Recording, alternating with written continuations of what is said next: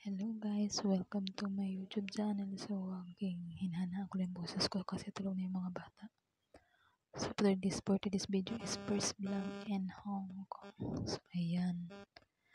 Naghatid pala ako ng alaga ko sa school bus. So, dumaan na rin ako ng mall.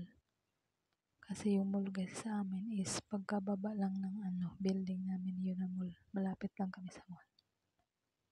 So, ayan. Naghahanap kami ng prutas or gulay. Ayan, naghahanap kami dyan. Marami namang mga food, Philippine food dyan. So, ayan. So, ngayon, wala kaming nakita. So, kailangan na namin umuwi kasi nga kami ay magre-ready na naman kami ng hapunan namin. Kasi kailangan, 7 talaga na kumakain na kami ng hapunan dito. Ayan. So, ayan na nga, wala kaming nakikita. So, papalabas na rin kami ng building ng mall. So, ayan. May gumagawa kasi dyan ng parang kalsada ginagawa nila, nire-repair nila. So, ayan. Yun yung lugar na papunta sa aming building. So, malapit lang. So, ayan. Maraming punong kahoy. Malapit na pala kami sa dagat. Kaya, maraming punong kahoy. Problema dito pag winter. Sobrang lamig dito. Kasi winter nga. So, ayan. Yan yung daanan namin. Hindi ka naman mainitan. Pag napunta ka ng mall kasi, puro may mga may mga bubong. So, yan yung lugar namin. Maraming kahoy.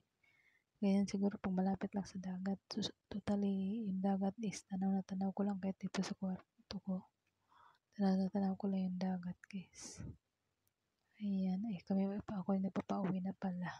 Kasama ko pala yung lola ko. Lola nila. Hindi ko pala lola. Lola nila pala. So, ayan.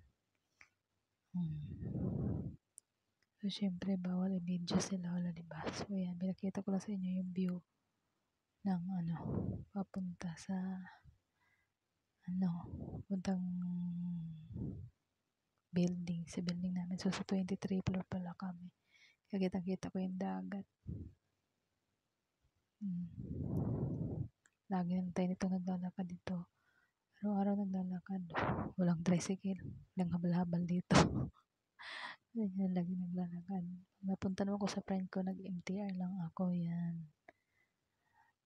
So, yan. Malapit na kami.